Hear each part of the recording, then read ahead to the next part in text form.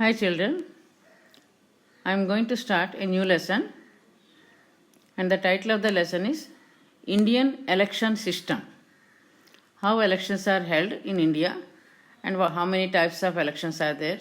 All this we are going to learn in this lesson. To start with, India is the largest democratic country in the world. As you know already, the ultimate power in a democracy is vested with the people. All the powers will be in the hands of the people only, because it is a government formed by the people, and because democracy means people's rule. And in Lincoln's words, democracy is government of the people, by the people, and for the people. And in a democracy, people should only take all the decisions. While and in a democracy, people should only take all the decisions which shape their future. And in a vast country like India, with a vast population, it is not possible for all the people to take part in decision making of the country. So many people, so many issues will be there, and on all the issues the people cannot assemble at one place and they cannot take any decisions. It is not possible for all the people to take part in the decision making of the country. And all the people cannot assemble at one place, discuss any issues and make policy decisions. So, what is the alternative? The answer is representative democracy. That is the only alternative. Now, first let us see the types of democracy. There are two types of democracies: direct democracy and indirect democracy. In direct democracy, people can directly take part in the making of decisions. By assembling together and discussing various issues, they can take directly part in the democracy. And this direct democracy is possible only in countries where the population is very less. And in ancient times, many countries like Greece, they had direct democracy, because at that time the population was very less, it was possible for them. But now, because of the huge populations, all modern democracies are indirect democracies or representative democracies. Indirect democracies are called as representative democracies also. Now let us see what is this representative democracy. And in a representative democracy, people elect their representatives, and these representatives take all the policy decisions on behalf of the people. The people elect their representatives, and these representatives take all the policy decisions on behalf of the people. How do people elect their representatives? What is the procedure of election? Now we are going to learn about all this Indian election system in detail in this lesson. Now, election system in India. The Constitution of India provides for the establishment of election system, and this election system is known as Election Commission of India. This election commission conducts elections in the country once in 5 years in a free and fair manner.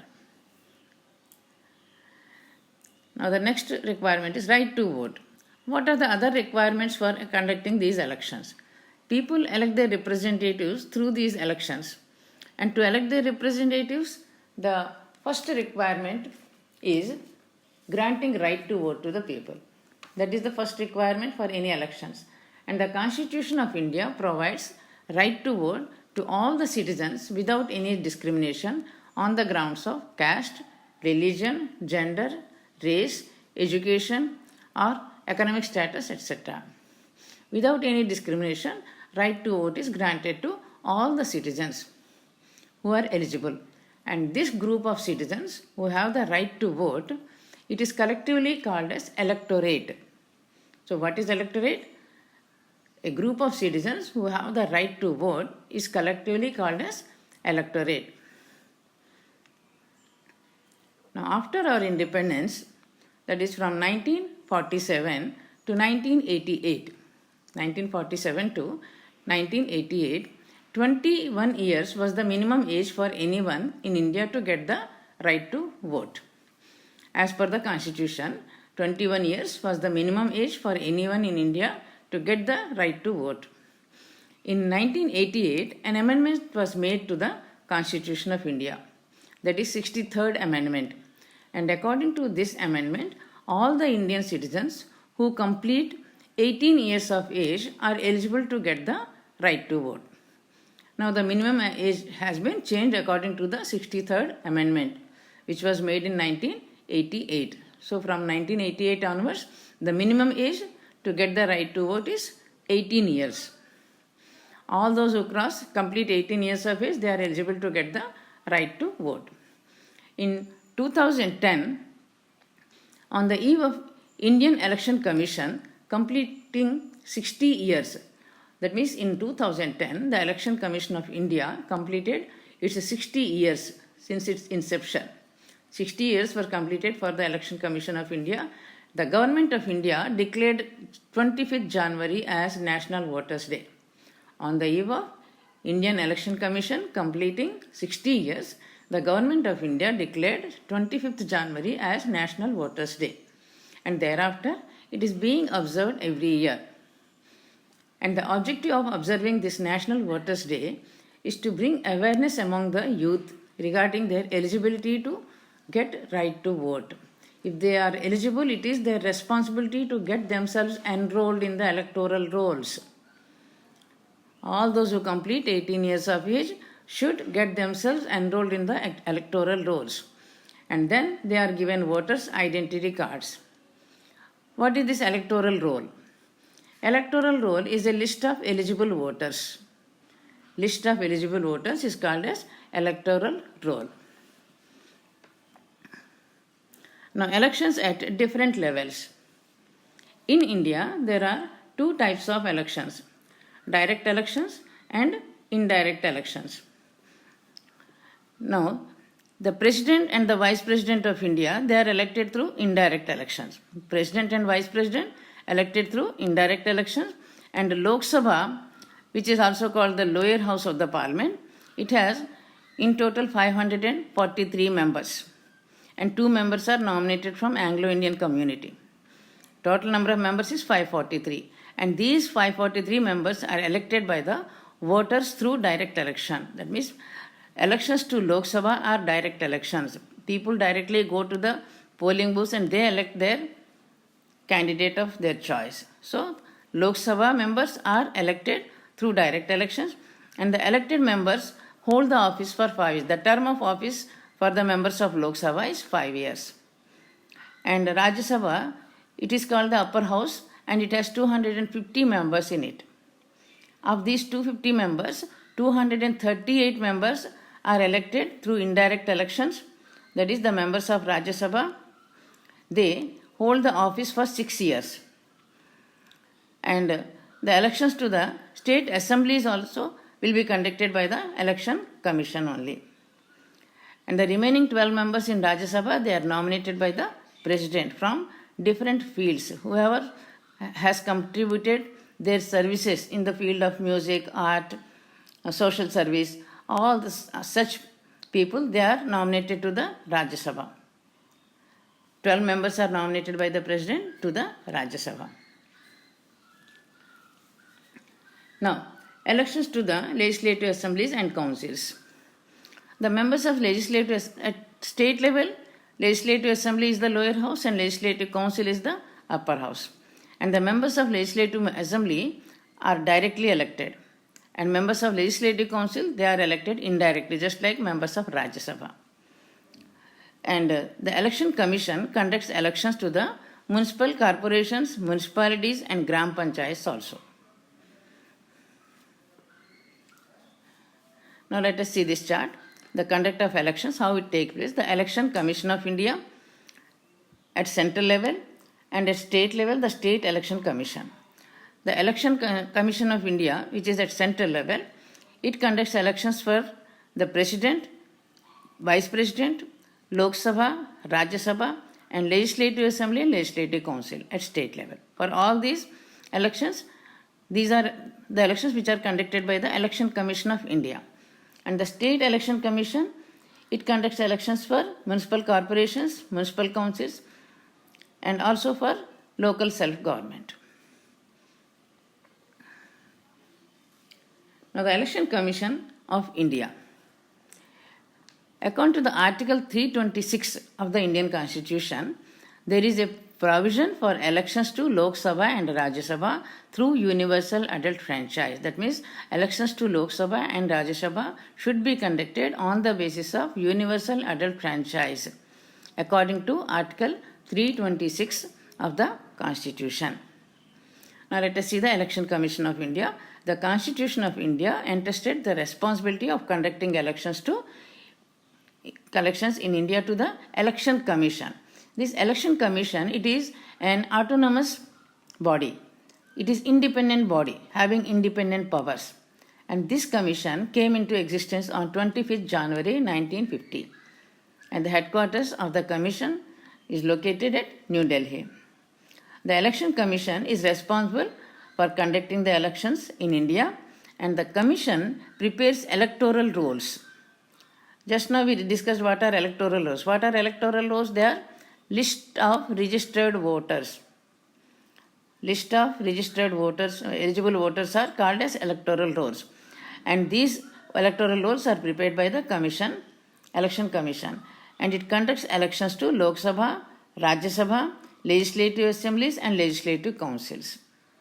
And election of the president and the vice president. All these elections are conducted by the Election Commission of India. The next one is the Constitution of the Election Commission. The President of India appoints the Chief Election Commissioner and other election commissioners as per Article 324, Rule number 2 of the Constitution of India. Article 324, Rule number 2 of the Constitution of India provides for the appointment of Chief Election Commissioner and other election commissioners by the President of India. And in the beginning, the Election Commission was only one member commission. That means there was only one Chief Election Commissioner. And in 1989, this Election Commission Act was amended. And according to that amendment, the commission became multi-member commission. Now there are two more additional election commissioners other than the Chief Election Commissioner. There will be one Chief Election Commissioner and two additional election commissioners in the Election Commission. That means the Election Commission became multi-member commission. From which year onwards? From 1989 onwards, according to the amendment made to the Constitution. Now these members are generally from Indian civil services. Those who are appointed as election commissioners, they are from Indian civil services. Those who are successful in these exams, those candidates are appointed as election commissioners. And their term of office is 6 years or till they complete the age of 65 years. That is, whichever is earlier, that is their term of office. Either for 6 years or till they complete 65 years of age. And the Chief Election Commissioner enjoys independent and supreme authority for the fair conduct of elections. He is not answerable to anyone as far as elections are concerned. He is having independent powers, autonomous body it is. The Chief Election Commissioner, he is appointed by the President, but he cannot be removed by the President. He can only be removed from his post only by the approval of 2/3 majority of the members of both houses of the Parliament. If 2/3 members of both houses of the Parliament approve for his dismissal, then only he can be removed. He is appointed by the President, but he cannot be removed by the President. And from this we can say, or we can understand the powers of the Election Commission. It is an autonomous body. Remember, he has independent powers. He is not answerable to the government. Now, what does the Commission do? What are the duties of this Election Commission? The Constitution of India explains the structure of Election Commission in its 324 article, rule number 15. 324 article of the Constitution, through its rule number 15, it explains the structure of the Election Commission. And what are the responsibilities of the Election Commission? Delimitation of constituencies, increasing or decreasing the number of constituencies, preparation of electoral rolls. I told you. What are electoral rolls? The list of registered voters or eligible voters is called electoral rolls. These rolls are prepared by the Election Commission. Preparation of electoral rolls, revising the electoral rolls before every general election. These electoral rolls need to be revised because within a period of 5 years, 5 years gap is there between two general elections, and within these 5 years, many people may die. Their names are to be deleted from the electoral rolls, and many people get eligibility to get the right to vote, and their names are to be enrolled in the electoral rolls. They are to be added to the list, and those who die, their names are to be deleted. So, these electoral rolls are to be revised before every general election, and that is also done by the Election Commission. And he also sees to the Commission also sees to the arrangements for the conduct of elections. All the arrangements are made by the Commission only as per the stipulated time, and recognizing different political parties. If any new political party is formed, that is recognized by the Election Commission, and then the Commission only assigns symbols to them. And issuing the notification of the election schedule regarding election date and for submission of nominations, everything, the date is mentioned by the Commission. Receiving nominations and scrutinizing these nominations, appointment of election machinery to do different duties in polling booths and all, appointment of inquiry officers for looking into the cases of any irregularities in elections. All these are functions and responsibilities of the Election Commission. Now, State Election Commission. Andhra Pradesh State Election Commission, it came into existence in the year 1994. After the bifurcation of the state, in 2016, AP got bifurcated into AP and Telangana, and after the bifurcation of the state, AP State Election Commission was formed on 31st January 2016. And the State Election Commission functions under the leadership of the State Election Commissioner. And this State Election Commissioner is appointed by the Governor, because it is at state level, he is appointed by the Governor. And the tenure of the office of State Election Commissioner is 5 years. The State Election Commission conducts elections to local bodies of villages and towns. The local bodies at villages and towns, for these elections are held by the State Election Commission. Now, appointment of staff. There are no separate employees working for the Commission. And as per Article 324, Rule number 6, the Commission appoints the staff from central and state governments. If it is central level, from central government; if it is state level, state government, with the approval of the President or the Governor. If it is central level, with the consent of the President, staff are appointed, and if it is state level, with the consent of the state government, the staff is appointed by the Election Commission. And during the time of elections, the staff will be working under the control of the Commission. They are not working under the government. Remember, the staff who are on election duty, they are under the control of the Election Commission, not the government.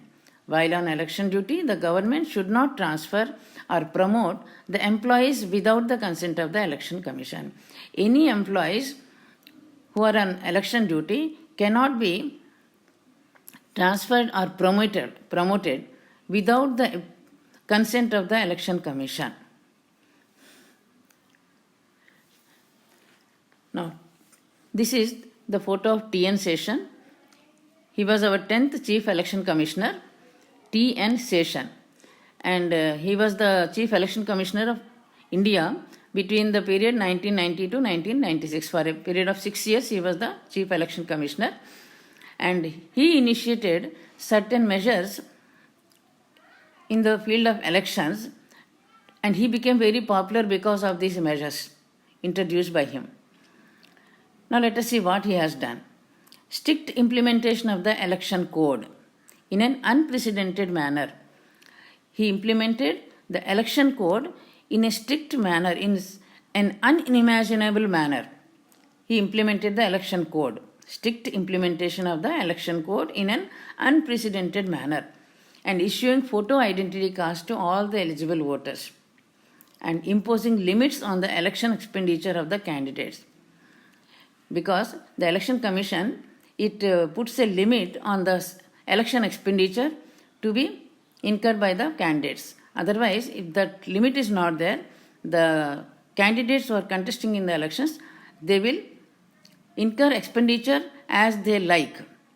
Sometimes it crosses crores also. Bribes, in the form of bribes, they distribute money to the people. So, imposing limits on the election expenditure of the candidates, it was a very good step taken by T.N. Seshan. So, these are the three measures which were introduced by him, and because of these measures, he became very popular. Now, political parties. What are these political parties? The group of people who have some common political ideology, interest, and who form as a group in order to capture political power. Actually, naturally, if they form into a political party, their main aim is to capture power, political power. And political parties, these play a very key role in the modern democracies. If they set up political parties, they can become the leaders, and if their party wins the elections, they can become the leaders of the country also, state or country. The group of the people who have some common interest and common aims, common ideologies, they form into a group. And this group of people is called as political party. And what is the main aim of the political parties? To capture political power. And these political parties play an important role in the modern democracies. Now, types of political parties. Depending on the percentage of votes a party gets in elections, parties are divided into two types: regional parties and national parties. Depending on the percentage of votes a party gets in elections, parties are divided into two groups: regional parties and national parties. What are regional parties? A party which gets at least 3% of votes or wins at least 3 assembly seats. The party is recognized by the Election Commission as a regional party. If a party gets 3% of votes or wins at least 3 assembly seats, the party is recognized by the Election Commission as a regional party. For example, TDP, YSRP, and Trinamool Congress in West Bengal, SAD in Punjab, Stanwis, Shiromani Akali Dal, all these are regional parties. And what is national party? If a party gets at least 6% of the total votes polled from 4 states or wins at least 11 Lok Sabha seats from 4 different states, that party is recognized as a national party. I am repeating once again, if a party gets at least 6% of the total votes polled from 4 states or wins at least 11 Lok Sabha seats from 4 different states, that party is recognized as a national party by the Election Commission. For example, BJP, Indian National Congress, these are the major national parties. And the candidates who contest from any political party, they are called party candidates. If they contest from any particular political party, they are called party candidates, and other candidates who contest in the elections but do not belong to any political party, they are independent candidates. And the Election Commission also assigns political symbols to the parties. For all these recognized parties, political symbols are assigned by the Election Commission. And this Election Commission also gives a chance to independent candidates to choose symbol of their choice from the list of symbols which is available with the Commission. Now, let us see what is manifesto. Political parties clearly state their policies. What are the policies they are going to introduce if they come to power, and what are the issues for which they are going to give priority if they come to power, and also what are their promises to the people for the welfare of the people, what are their developmental plans. All these are given in the form of a statement, and it is called manifesto. Their policies, their priorities, and their promises made to the people if the political party comes to power. And these promises, policies, priorities all together, this statement is called as manifesto. The manifesto includes the attitude of the party towards certain issues and their ideals, the promises they are going to make to the people if they come to power, and developmental plans for the welfare of the people, what they are going to do if they come to power. And this manifesto helps the voters in electing the candidate of their choice. If based on the manifesto, the voters elect the candidate, these elected candidates can do something better for the country's development. Now let us stop the lesson here. I'll continue in the next part of the lesson.